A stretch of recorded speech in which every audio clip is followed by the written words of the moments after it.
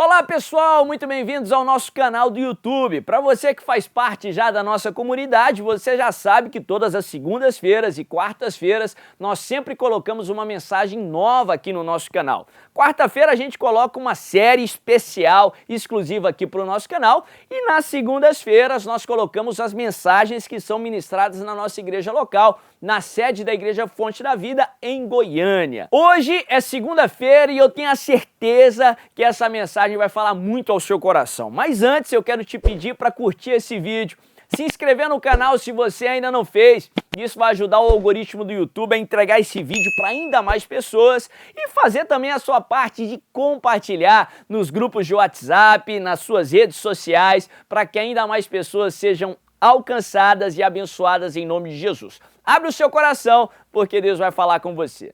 Abre tua Bíblia comigo no livro de Lucas, no capítulo 15. É um capítulo muito especial. Jesus conta 3 histórias, 3 parábolas muito interessantes e muito semelhantes uma das outras, principalmente em sua temática. Nas 3 parábolas, Jesus apresenta 3 maneiras que o ser humano pode se ver distante do Senhor, ou pode se distanciar de Deus. A primeira parábola, que é a parábola da ovelha perdida, na qual o pastor ele deixa ali as 99 em busca da ovelha perdida, e quando ele encontra essa ovelha perdida, ele celebra, e a Bíblia fala que mais é a alegria de ter encontrado a ovelha perdida do que ele tinha com as 99 que não precisavam ser encontradas, que não estavam perdidas. Em outras palavras, no Senhor o segundo estado é sempre melhor do que o primeiro. A alegria que está diante de você é maior do que aquelas que você já experimentou. A glória da segunda casa é sempre maior do que a primeira, em nome de Jesus.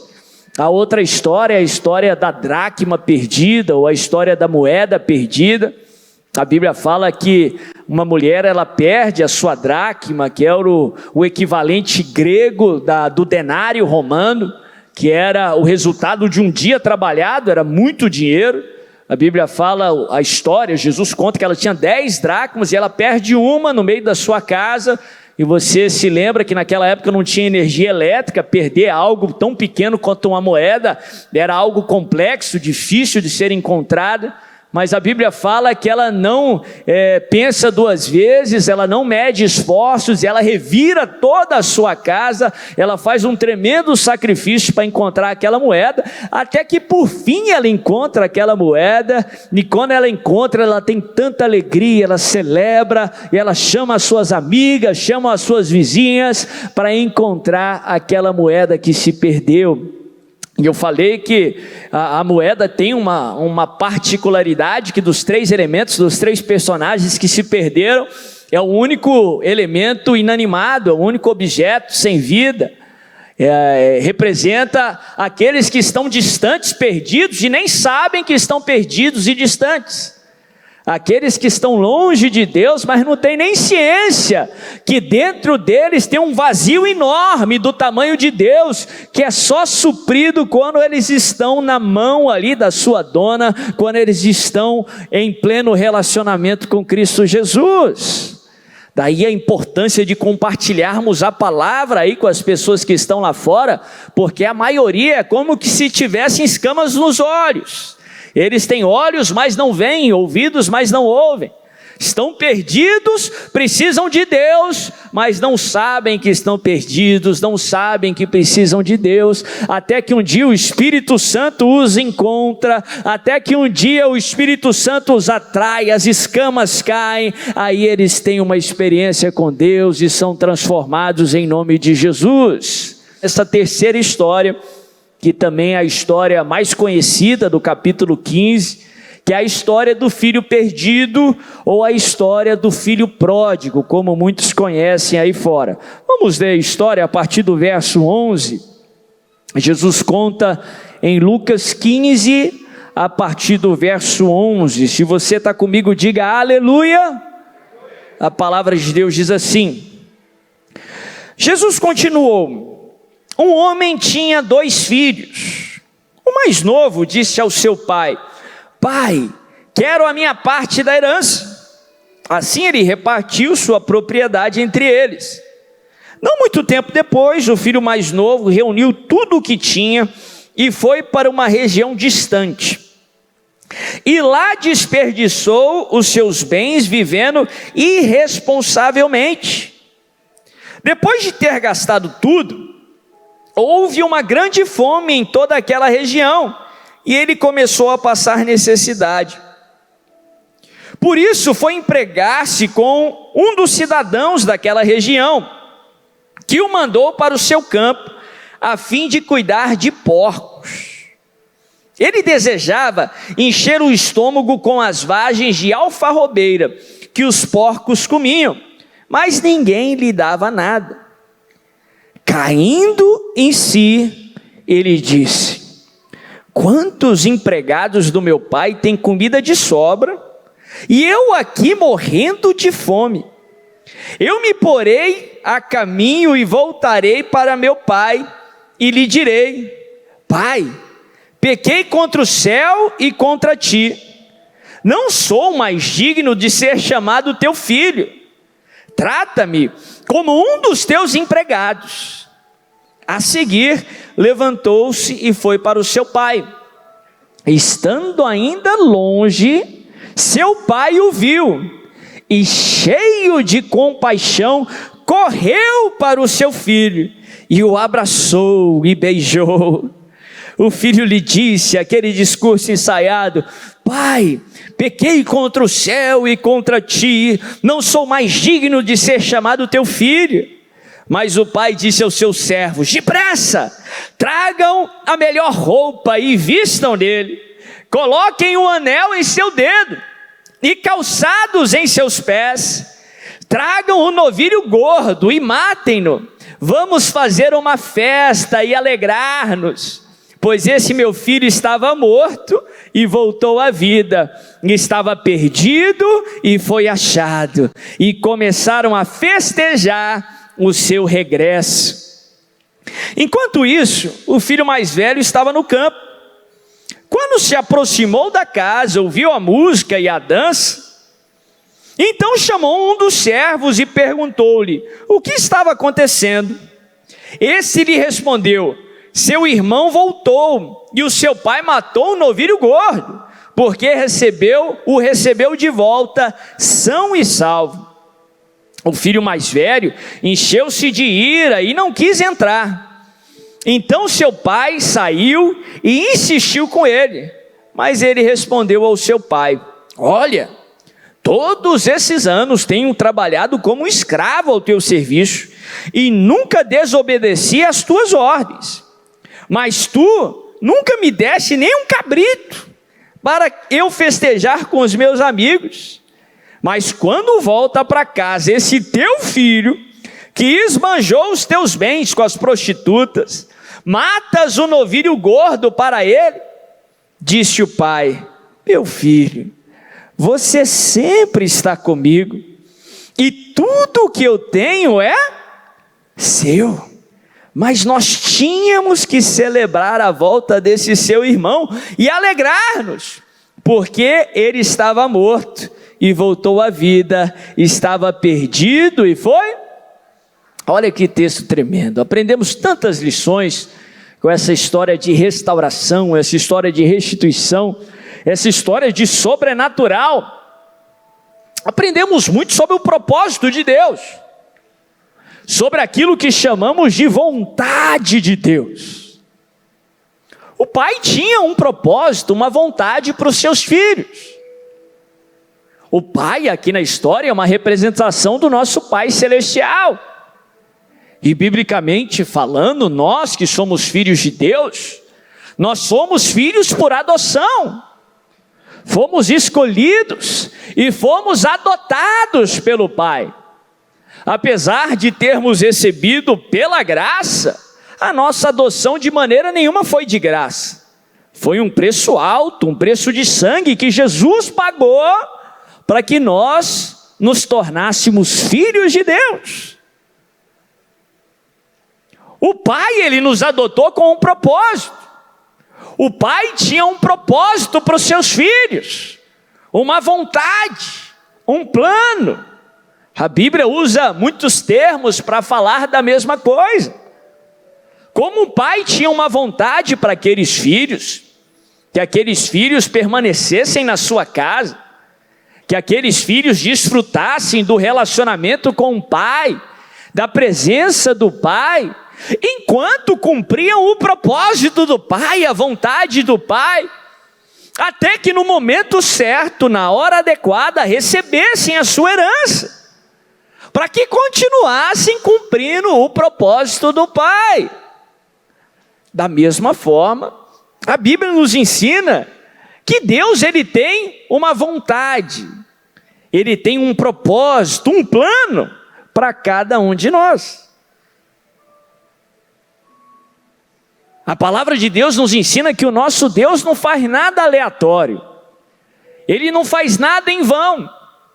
Tudo que ele faz com um propósito, de tal forma que não existe vida vã, de tal forma que não existe vida sem propósito.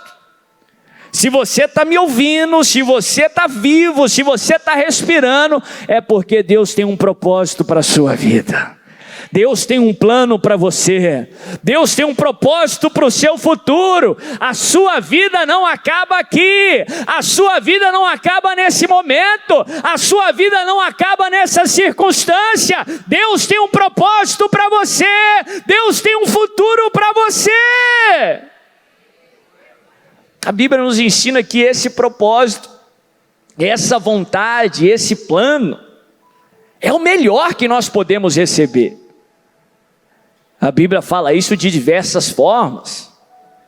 Paulo coloca de uma maneira extremamente clara lá em Romanos 12, no verso 2, quando ele diz que a vontade de Deus para cada um de nós, ela é boa, perfeita e o quê? Agradável. O propósito de Deus para a tua vida, ele é bom, perfeito e agradável. A Bíblia nos ensina que esse é um propósito grande, é um plano grande. O propósito de Deus para a sua vida é muito maior do que a sua existência aqui na terra. Ele começou muito antes de você nascer, e ele vai se estender para depois que você morrer ou Jesus voltar. A Bíblia nos ensina que Deus começou a planejar as nossas vidas, não foi quando seus pais pensaram em você, não. A Bíblia nos ensina que Deus começou a projetar a sua vida, não foi no século passado, há 2 séculos passados, não. A Bíblia nos diz que antes da fundação do mundo, Deus pensou em você. Antes da fundação do mundo, Deus projetou planos para a tua vida, não só isso. Antes da fundação do mundo, Deus te escolheu. Há milhares de anos atrás, começou o propósito de Deus para a tua vida. Você não era nem projeto de vida, humanamente falando, mas você já era projeto no coração de Deus. Você já tinha nascido no coração do Senhor. Deus já tinha sonhado com você. Deus já tinha sonhado com os seus dias. E o propósito de Deus para a tua vida não encerra aqui na terra, não. Nós aprendemos na Bíblia que a vida é eterna. Sim, aquilo que vamos experimentar por toda a eternidade, daqui a bilhões de anos, depende daquilo que acontece enquanto você existir aqui. Mas o propósito de Deus para a sua vida não vai se encerrar aqui na terra. Lá na eternidade, Deus vai continuar a cumprir o propósito que Ele tem para a tua vida na eternidade. A vida não é estática depois que nós formos para a glória, não. O dinamismo de Deus continua. Nós não servimos a um Deus estático, a um Deus que alcança um pico, um platô e para por aí, não. O nosso Deus, Ele é ilimitado. O seu poder é ilimitado. Está em constante ascendência, em eterna ascendência. O propósito de Deus para a tua vida é muito maior do que você mesmo. A Bíblia nos ensina que Ele é customizado para cada um de nós. E é por isso que todos nós somos diferentes. Porque Deus traçou um plano diferente para cada um de nós. Paulo equipara o propósito de Deus para a vida do ser humano com uma esfera de ação. Ele usa um linguajar que foi importado do esporte daquela época, principalmente do atletismo. A palavra esfera de ação se refere aí, se comparar com o atletismo dos dias de hoje, aquela raia que um atleta ele percorre. Para que ele chegue no seu objetivo, na linha de chegada, ele tem que percorrer dentro da sua raia. Para cada um de nós, Deus traçou uma esfera de ação. Lá em Hebreus 12 fala a carreira que para nós está proposta. O propósito de Deus para cada um de nós. Para que você corresse essa carreira, Ele capacitou você. Ele te revestiu de dons, de talentos, de uma personalidade, de qualidades, de imperfeições. Ele fez esse pacotão todo que constitui você, para que você vivesse o seu propósito. De tal forma, que a melhor vida que você pode viver aqui na terra, é viver no propósito que Deus tem para a sua vida. A melhor versão de você mesmo, não é se você imitar uma influência aí das redes sociais, não é se você imitar aí alguém que você admira lá fora, não. É se você viver tudo que Deus te criou para ser. É se você viver o propósito que Deus traçou para você viver. É se você correr a sua esfera de ação, a carreira que para você foi proposta antes da fundação do mundo. É esse propósito, é essa vontade que a Bíblia nos ensina, que é bom, perfeito e o quê? Agradável. É o melhor que você pode viver. Se você quer viver o melhor que você pode viver, você precisa viver o propósito de Deus para você. Sim, é para que você esteja em comunhão com o Pai. Não é para que você esteja numa terra distante. É para que você esteja na casa do Pai. É para que você esteja em comunhão com a sua presença. É para que você sim o adore em espírito e em verdade e viva o seu propósito, ou enquanto você vive o seu propósito. É aí que você vai ter vida e vida em abundância, uma qualidade de vida que remédio nenhum pode te dar, que dinheiro nenhum pode te dar, que só o Todo-Poderoso pode te dar. Essa que é a paz que o mundo não pode oferecer, que só Deus pode nos dar. Mas aqui na história nós aprendemos também que o Pai não vai forçar essa vontade em você. O Pai amava o Filho, o Pai ama o Filho, o Pai nos ama. Mas se o Filho vem e pede aquele pedido esdrúxulo, se o Filho vem e diz, eu não quero a sua vontade, me dá a minha parte da herança, porque eu quero ir para uma terra distante. Me dá a minha parte da herança, o que seria o equivalente a dizer que eu não me importo com você, com a sua presença. Naquele contexto sociocultural, a herança só era partilhada depois da morte do pai. Era o equivalente de dizer ali para o pai, eu pouco me importo se você está vivo ou morto, eu quero minha parte da herança e eu quero cascar fora. O pai poderia muito bem falar não, o pai não queria que o filho fosse, mas mesmo assim o pai permitiu que o filho fosse. Deus tem o melhor para você, mas se você não quiser o melhor de Deus, presta atenção, Deus vai respeitar a sua decisão. É aquilo que os estudiosos da palavra de Deus chamam de vontade permissiva de Deus. Sim, existe a tal da vontade permissiva. Deus quer te dar o melhor, Ele pagou um alto preço para que você tivesse o melhor, Ele pagou um alto preço para que você tivesse vida em abundância e vida eterna. Mas se você disser não, se você virar as costas, Deus vai respeitar a sua decisão. Se você quiser ir para o inferno, ou viver um inferno aqui na terra, Deus vai respeitar a sua decisão. Deus te ama, Ele quer o melhor para você, mas Ele te ama o suficiente para fazer algo muito difícil para Ele, para respeitar as suas decisões, para não interferir no teu livre arbítrio. que foi um presente que Deus nos deu. Deus poderia muito bem dizer para o filho: não, fica, é o melhor para você. Deus poderia dizer muito bem para você: não, é o melhor para você se você ficar, é o melhor para você se você não for. Deus poderia muito bem te tirar o direito de escolha, o livre-arbítrio. Mas de acordo com a palavra de Deus, quem não tem escolha, quem não tem livre-arbítrio, não é filho, é escravo. Era o escravo que tinha que fazer, era o escravo que não tinha direito de escolha. E Deus não nos criou para sermos escravos. Deus não quer escravos, Deus quer filhos e filhas. Deus pagou um alto preço para que você se assentasse à mesa e não ficasse distante como um escravo. Deus pagou um alto preço para que nós fôssemos feitos filhos de Deus. Por isso que Ele respeita a sua decisão. Isaías 1,19, na versão revista e atualizada, diz assim: se quiserdes e me ouvirdes, comereis o melhor dessa. Você tem que querer.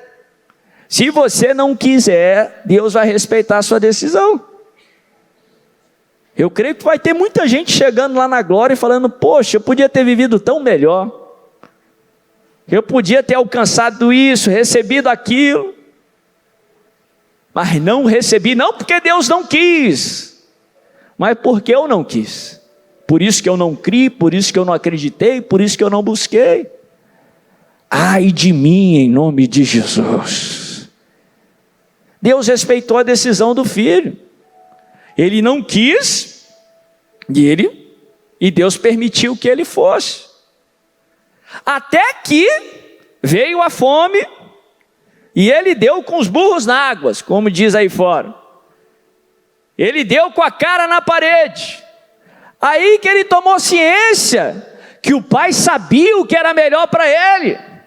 Aí que ele tomou ciência que até o menor na casa do pai dele era melhor do que aquele que estava distante do pai. E na casa dele ele não era o menor, ele era filho do pai. Aí que ele soube que a vontade de Deus era boa, perfeita e agradável. Só depois de bater a cara na parede. Moral da história: não espere até bater a cara na parede. Saiba que a vontade de Deus é o melhor para você. Saiba que os mandamentos do Senhor são para o seu bem. Saiba que se você obedecer, você vai ter o melhor dessa terra. Saiba que não há nada melhor do que sermos filhos de Deus.